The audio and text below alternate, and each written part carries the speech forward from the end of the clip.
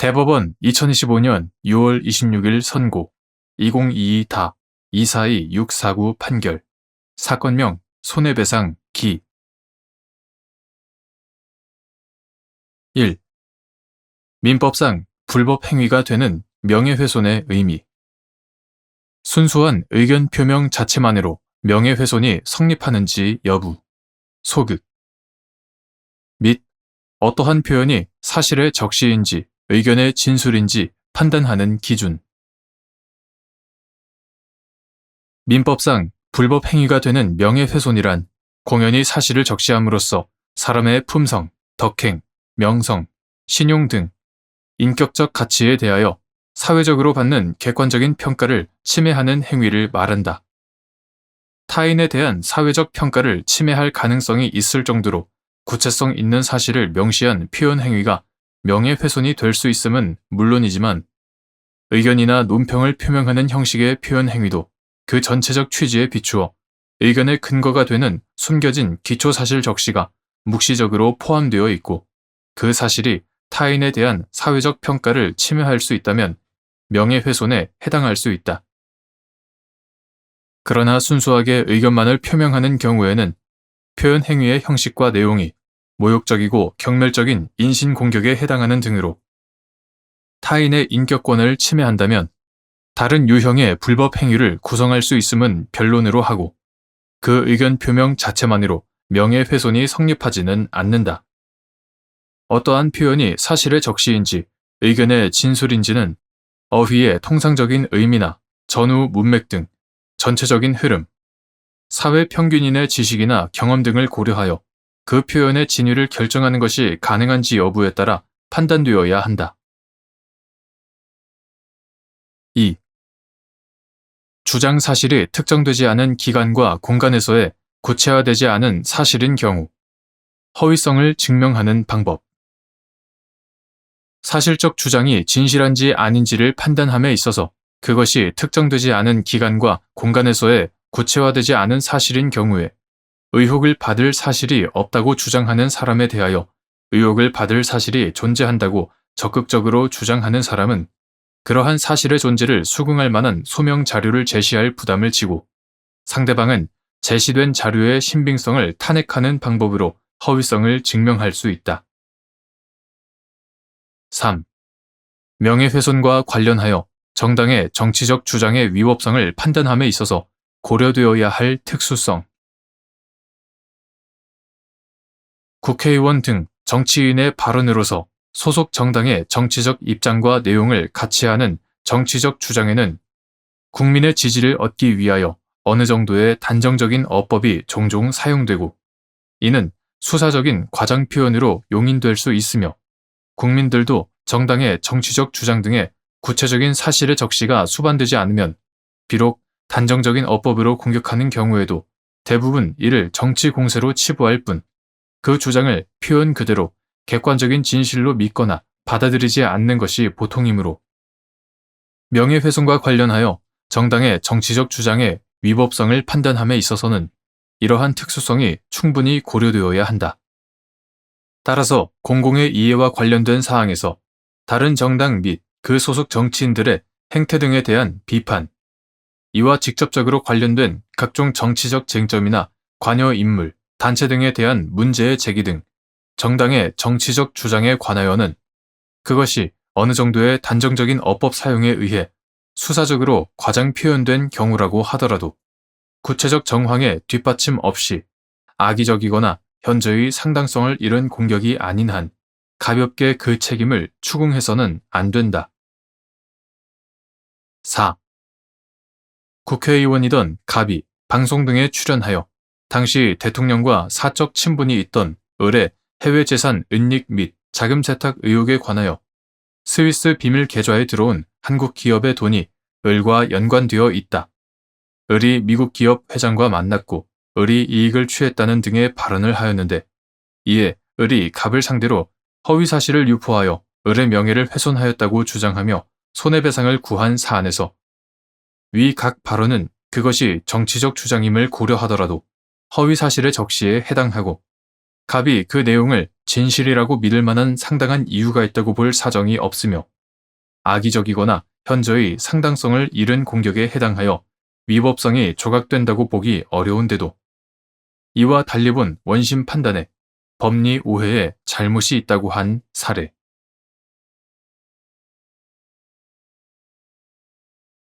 대법원 2025년 6월 26일 선고 2023다 297-141 판결 사건명 손해배상 산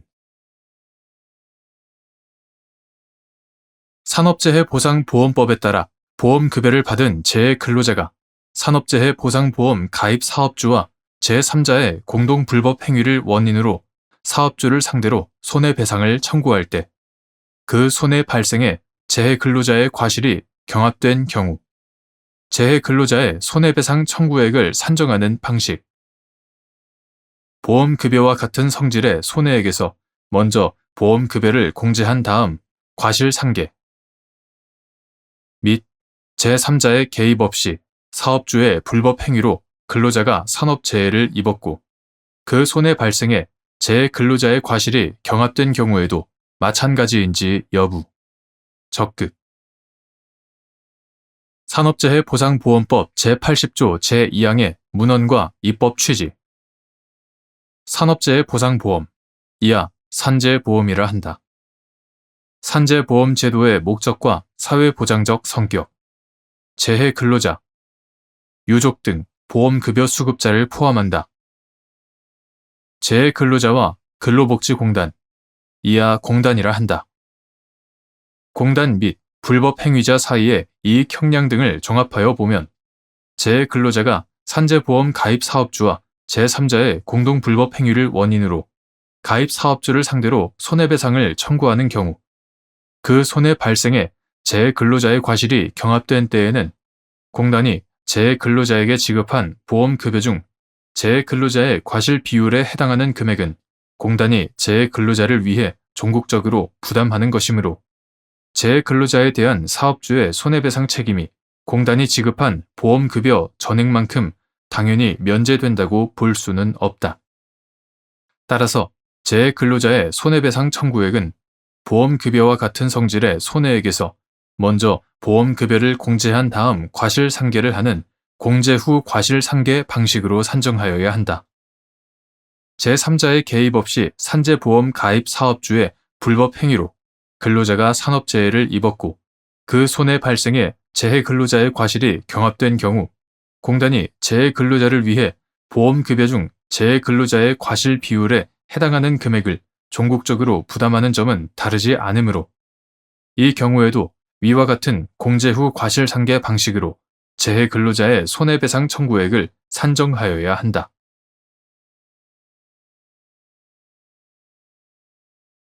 대법원 2025년 6월 26일 선고 2024다 243-592 판결 사건명 배당 이의 1. 지방보조사업의 주체가 주식회사인 경우 그 주주가 자신이 보유한 주식을 제3자에게 양도하는 행위가 9. 지방재정법에서 정한 지방보조사업의 인계 또는 중요재산의 양도에 해당하는지 여부 원칙적 소극 9. 지방재정법 2021년 1월 12일 법률 제17892호로 개정되기 전의 것 이하 9. 지방재정법이라 한다. 9. 지방재정법에서 다른 사업자에게 지방보조사업을 인계하거나 중단 또는 폐지하는 경우 지방자치단체의 장애 승인을 받도록 하고 지방보조사업을 완료한 후에도 지방자치단체의 장애 승인 없는 중요재산의 양도, 교환 또는 대여를 금지하는 취지는 원칙적으로 지방보조사업을 지방보조사업자 자신의 책임 아래 수행하도록 하고 지방보조사업의 인계 등으로 인하여 지방보조금이 지원된 지방보조사업의 수행이 더는 진행되지 못하게 될 위험을 방지하도록 하는 한편 지방보조금이 교부 목적에 위배되는 용도로 사용되거나 처분되는 것을 막음으로써 지방보조사업에 대한 지방자치단체의 적정한 관리와 보조금의 실효성을 지속적으로 확보하기 위한 데에 있다.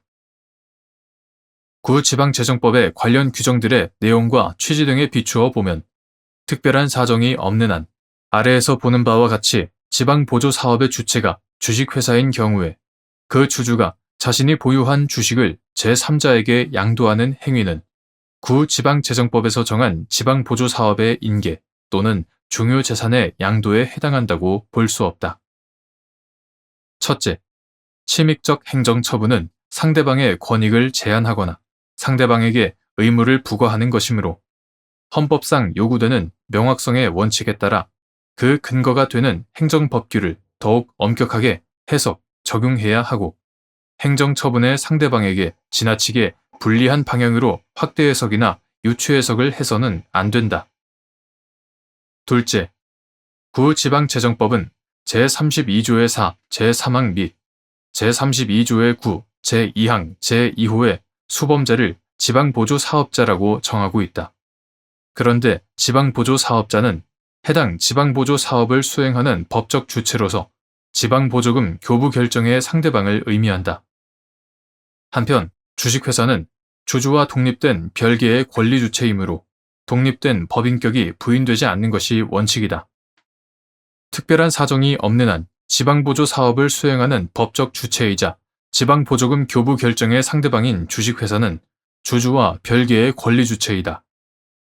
셋째, 구지방재정법 제32조의 4, 제3항은 인계, 중단, 폐지의 대상을 지방보조 사업으로 정하고 있고 같은 법 제32조의 9, 제2항, 제2호는 양도, 교환, 대여의 대상을 중요재산으로 정하고 있다. 우선 지방보조 사업자인 주식회사의 주식은 지방보조 사업 그 자체에 해당한다고 볼 수 없음이 비교적 명확하다. 그리고 구지방재정법 시행령 2021년 1월 5일 대통령령 제31380호로 개정되기 전의 것 이하 구지방재정법 시행령이라 한다. 구지방재정법 시행령 제37조의 5 제1항은 구지방재정법 제32조의 9 제1항의 위임에 따라 중요재산을 구체화하고 있다. 그런데 구지방재정법은 지방자치단체의 장애 승인 없이 이러한 중요재산을 양도, 교환 또는 대여할 경우 지방보조금 교부 결정의 취소 및 그 취소된 부분에 해당하는 지방보조금 등에 반한 명령과 같은 불이익한 처분을 예정하고 있다. 이러한 사정 등에 비추어 보면 중요재산을 구체화한 구지방재정법 시행령 제37조의 5 제1항 각호는 열거적인 규정이라고 봄이 타당하다.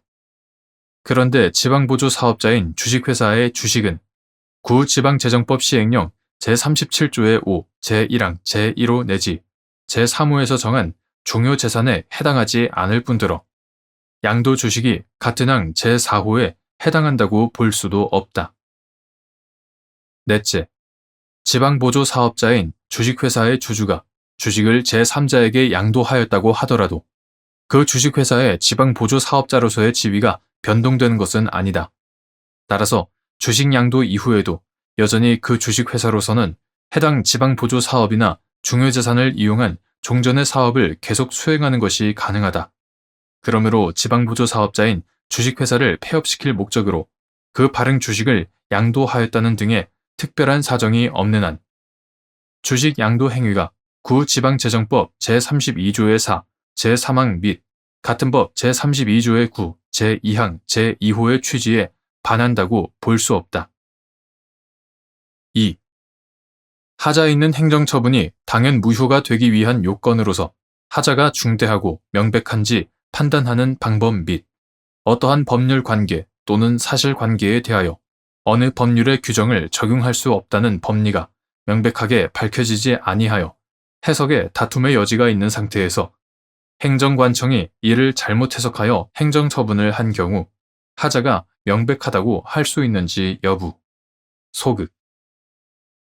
하자 있는 행정처분이 당연 무효가 되기 위해서는 그 하자가 법규의 중요한 부분을 위반한 중대한 것으로서 객관적으로 명백한 것이어야 하며 하자가 중대하고 명백한지는 그 법규의 목적과 의미 및 기능 등을 목적론적으로 살핌과 동시에 구체적 사안 자체의 특수성에 관하여도 합리적으로 살펴야 한다.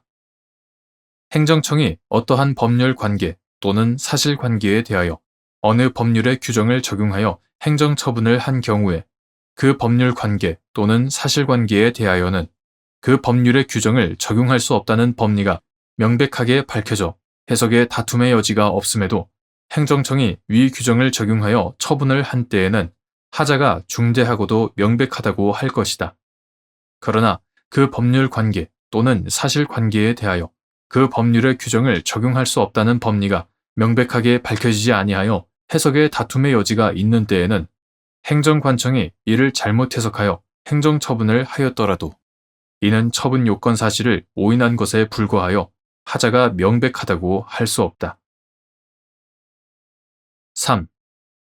갑 지방자치단체의 장이 을 주식회사에 구 지방재정법에 따라 지방보조금을 교부하기로 결정하였고 이에 을 회사가 지방보조 사업을 수행한 후 보조금을 정산하였는데 그 후 을 회사의 실질적 운영자이자 주주인 병이 정에게 을 회사 발행 주식 전부 및 자산 일체를 양도하기로 하는 내용의 양도 양수 계약을 체결하자 각 지방자치단체의 장이 보조금 교부 결정을 취소하고 보조금 일부의 반환을 명하는 처분을 한 사안에서 위 처분에 구지방재정법 제32조의 4, 제3항 또는 제32조의 9, 제2항, 제2호 위반의 처분 사유 부존재의 하자가 있으나 그 하자가 객관적으로 명백하였다고 보기는 어렵다고 한 사례.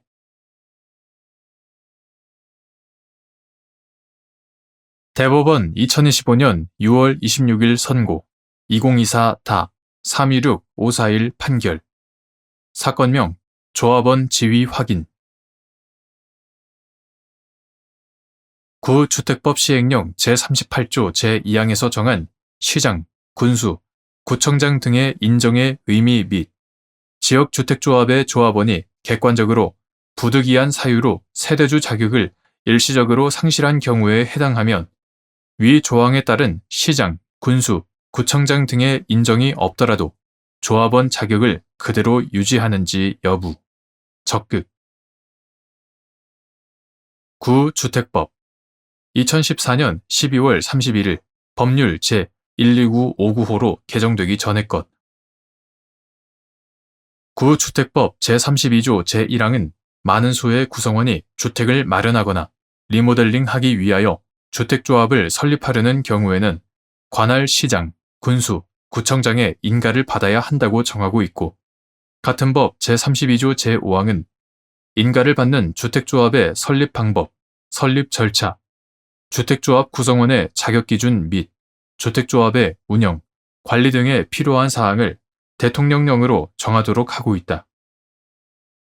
그 위임에 따라 구주택법 시행령 2015년 3월 30일 대통령령 제26172호로 개정되기 전의 것. 이하 구주택법 시행령이라고 한다. 구주택법 시행령 제38조 제1항 제1호는 지역주택조합 조합원의 자격에 관하여 주택조합 설립 인가 신청일부터 해당 조합 주택의 입주 가능일까지 주택을 소유하지 않거나 주거 전용 면적 85제곱미터 이하의 주택 한 채를 소유한 세대주인 자일 것과 주택조합 설립 인가 신청일 현재 해당 지역에 6개월 이상 계속하여 거주하여 온 자일 것을 요구하고 있다. 구주택법 시행령 제38조 제2항은 주택조합의 조합원이 근무, 질병치료, 유학, 결혼 등 부득이한 사유로 인하여 세대주 자격을 일시적으로 상실한 경우로서 시장, 군수 또는 구청장이 인정하는 경우에는 조합원 자격이 있는 것으로 본다고 정하고 있다. 구주택법 시행규칙 2015년 7월 1일 국토교통부령 제213호로 개정되기 전의 것. 구주택법 시행규칙 제18조 제3항은 시장, 군수 또는 구청장은 지역주택조합에 대하여 주택조합의 설립 인가, 사업계획 승인, 조합주택에 대한 사용검사 또는 임시사용 승인을 하고자 하는 경우에는 국토교통부 장관에게 주택 전산망에 의한 전산 검색을 의뢰하여 구주택법 시행령 제38조 제1항 제1호에서 정한 조합원 자격에 해당하는지 여부를 확인해야 한다고 정하고 있다. 구주택법령 내용 지역주택조합제도가 무주택 또는 소형주택, 세대주의 주택 마련을 통한 주거 안정을 꾀하기 위한 제도인 점 등을 보태어 보면 세대주 자격의 일시적 상실 여부와 관련하여 구주택법 시행령 제38조 제2항이 정한 시장, 군수, 구청장 등의 인정은 조합원 자격 유지 여부에 관한 분쟁 해결 방법의 일환으로 조합원 자격 확인 절차를 통해 객관적인 자료를 확인할 수 있는 시장, 군수, 구청장 등으로 하여금 감독관청 차원의 판단을 제시하도록 한 것에 불과하고 그 시장, 군수, 구청장 등의 판단이 조합원 자격 유무에 직접적인 영향을 미친다고 할 수는 없다. 따라서 조합원은 객관적으로 부득이한 사유로 세대주 자격을 일시적으로 상실한 경우에 해당하면 구주택법 시행령 제38조 제2항에 따른 시장, 군수, 구청장 등의 인정이 없더라도 조합원 자격을 그대로 유지한다고 보아야 한다.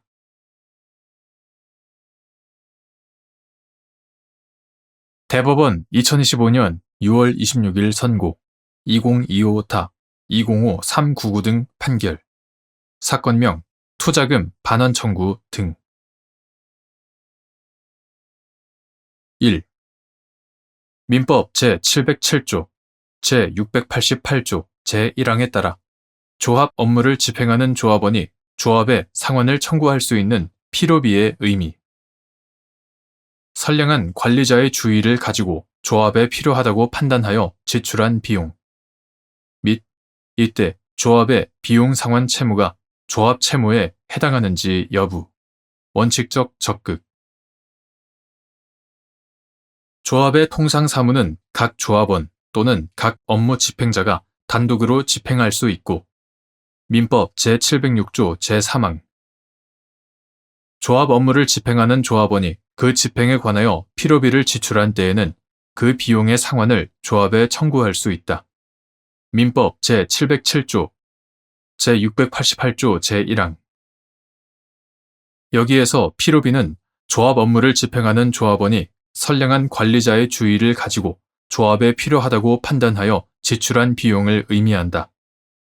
이때 조합의 비용 상환 채무는 특별한 사정이 없는 한 조합 채무에 해당한다. 2.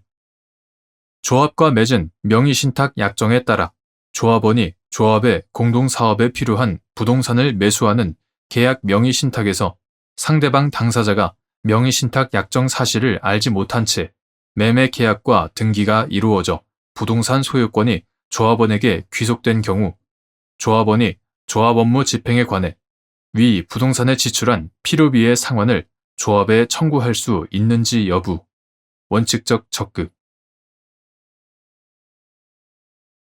조합과 조합원이 명의신탁 약정을 맺고 그에 따라 조합원이 조합의 공동사업에 필요한 부동산을 매수하는 계약 명의신탁 사안에서 상대방 당사자가 명의신탁 약정 사실을 알지 못한 상태에서 조합원의 매매 계약 및 조합원 명의의 등기가 이루어짐으로써 부동산 소유권이 조합원에게 귀속되었더라도 부동산 실권리자 명의 등기에 관한 법률 제4조 제2항 단서 참조 부동산 소유권이 조합원에게 귀속되었더라도 조합원은 특별한 사정이 없는 한 조합 업무 집행에 관하여 부동산에 지출한 필요비의 상환을 조합에 청구할 수 있다. 3. 조합 관계가 종료되고 채권자가 조합원인 조합 채무에 변제 사무만 남은 경우 동업체 자산을 보유하는 자가 동업체 자산에서 채권자 조합원에 대한 조합 채무를 공제하여 분배 대상 자녀 재산액을 산출한 다음 다른 조합원들에게 자녀 재산 중 각 조합원의 출자 가액에 비례한 몫을 반환함과 아울러 채권자 조합원에게 조합 채무를 이행하는 방법으로 별도의 청산 절차 없이 자녀 재산을 분배할 수 있는지 여부 적극 조합 관계가 종료된 경우 당사자 사이에 별도의 약정이 없는 이상 청산 절차를 밟는 것이 통례이나 조합의 잔무로서 처리할 일이 없고 자녀 재산의 분배만이 남아있을 때에는 따로 청산 절차를 밟을 필요가 없다. 자녀 재산은 조합원 사이에 별도의 약정이 없는 이상 각 조합원의 출자 가액에 비례하여 분배하도록 되어 있으므로 비록 조합 채무의 변제 사무가 완료되지 아니한 사정이 있더라도 그 채권자가 조합원인 경우에는 동업체 자산을 보유하는 자가 동업체 자산에서 채권자 조합원에 대한 조합 채무를 공제하여 분배 대상 자녀 재산액을 산출한 다음 다른 조합원들에게 자녀 재산 중 각 조합원의 출자 가액에 비례한 몫을 반환함과 아울러 채권자 조합원에게 조합 채무를 이행함으로써 별도의 청산 절차를 거침이 없이 간이한 방법으로 공평한 자녀 재산의 분배가 가능하다. 4. 갑과 을이 경매 목적물인 부동산을 매수한 후 개발, 매각하는 사업을 공동으로 진행하여 수익을 분배하기로 하는 내용의 조합 계약을 체결함에 따라 을이 위 부동산의 경매 절차에 입찰 보증금을 납부하고 참가하여 매각 허가 결정을 받은 다음 수산업협동조합 중앙회에 위 부동산에 관한 근저당권 설정 등기를 맞춰주고 금전을 대출받아 나머지 매각 대금을 납부하고 자신의 명의로 소유권 이전 등기를 마쳤고 이후 자신의 비용으로 위 부동산에 관한 대출 이자와 재산세를 변제하여 왔는데 위 부동산 매각 후 갑과 을이 조합 계약 종료를 이유로 각각 상대방에게 자녀재산 분배 등을 구한 사안에서 을이 대출 이자와 재산세 변제에 지출한 비용은 조합원인 을이 선량한 관리자의 주의를 가지고 조합에 필요하다고 판단하여 지출한 비용으로서 필요비에 해당하고 을이 부동산 실권리자 명의 등기에 관한 법률에 따라 부동산 소유자가 되었다는 사정만으로 그가 민법 제707조, 제688조 제1항에 따라 조합에 가지는 비용 상환 청구권이 당연히 부정되는 것은 아니므로 달리 해결되지 않은 이상 조합 관계 종료로 인한 자녀재산 분배 단계에서는 그 비용 상환 채무의 존재가 고려되어야 하는데도 이와 달리 보아 조합이 을에게 대출 이자 및 재산세 상당액의 상환 채무를 부담하지 않는다는 전제에서 분배 대상 자녀 재산액을 산출한 원심 판단에 법리 오해에 잘못이 있다고 한 사례.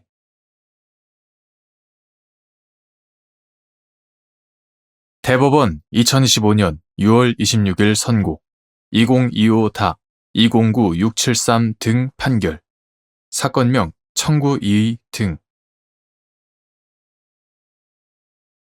협동조합 기본법에 따라 설립된 협동조합의 탈퇴 조합원이 탈퇴한 회계연도 말에 협동조합의 자산과 부채를 반영하여 계산한 순자산에서 해당 조합원이 납입한 출자금이 차지하는 비율을 한도로 지분을 환급받을 수 있는지 여부, 원칙적 적극. 협동조합 기본법 제26조는 제1항에서 탈퇴 조합원은 탈퇴 당시 회계연도에 다음 회계연도부터 정관으로 정하는 바에 따라 그 지분의 환급을 청구할 수 있다고 하면서 제2항에서 제1항에 따른 지분은 탈퇴한 회계연도 말에 협동조합의 자산과 부채에 따라 정하도록 규정하고 있다.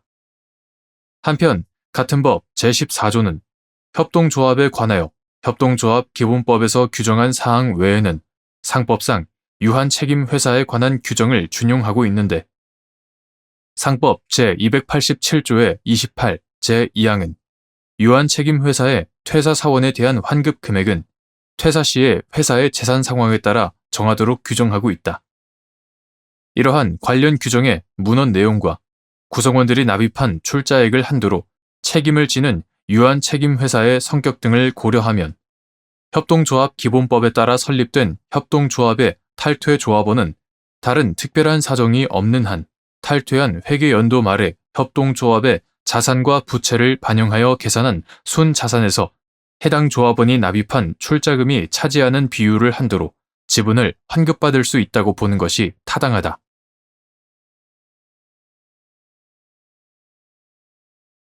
대법원 2025년 6월 26일 선고 2025다 209893 등 판결 사건명 분양대금 반환 청구의 소 등 1. 부동산 매매 계약에서 매수인의 잔대금 지급 의무와 매도인의 소유권 이전 등기 서류 교부 의무가 동시 이행 관계에 있는지 여부, 원칙적 적극. 동시 이행 항변권의 포기는 묵시적 의사표시로도 가능한지 여부, 적극, 및 그 인정은 엄격하고 신중하게 이루어져야 하는지 여부, 적극. 매수인이 대금을 약정 기일까지 납부하지 아니할 경우 그 체납액에 대하여 연체료를 가산하여 지급하기로 하는 연체료 약정의 법적 성격, 이행 지체에 대한 손해배상의 예정, 및 연체료 지급 의무의 발생 시점, 이행 지체 책임이 발생할 때, 부동산 매매 계약에서 특별한 사정이 없는 한 매수인의 잔대금 지급 의무와 매도인의 소유권 이전 등기 서류 교부 의무는 동시 이행 관계에 있다. 동시 이행 항변권의 포기는 명시적 의사표시뿐만 아니라 묵시적 의사표시로 이루어지는 것도 가능하지만 묵시적 의사표시의 해석을 통한 동시 이행 항변권 포기의 인정은 엄격하고 신중하게 이루어져야 한다. 한편 매수인이 대금을 약정 기일까지 납부하지 아니할 경우 그 체납액에 대하여 연체료를 가산하여 지급하기로 하는 연체료 약정은 이행 지체에 대한 손해배상의 예정으로서 지체 책임이 발생할 때 비로소 그 지급 의무가 발생한다. 2. 쌍무계약에서 일방 당사자가 하여야 할 자기 채무에 관한 이행 제공의 정도 및 부동산 매수인이 잔대금의 지급 준비가 되어 있지 아니하여 소유권 이전 등기 서류를 수령할 준비를 안 한 경우 매도인은 그에 상응한 이행의 준비를 하면 족한지 여부, 적극. 쌍무계약에서 일방 당사자의 자기 채무에 관한 이행의 제공을 엄격하게 요구하면 오히려 불성실한 상대 당사자에게 구실을 주는 것이 될 수도 있으므로 일방 당사자가 하여야 할 제공의 정도는 그 시기와 구체적인 상황에 따라 신의성실의 원칙에 어긋나지 않게 합리적으로 정하여야 하고 따라서 매수인이 잔대금의 지급 준비가 되어 있지 아니하여 소유권 이전 등기 서류를 수령할 준비를 안 한 경우에는 매도인으로서도 그에 상응한 이행의 준비를 하면 족하다.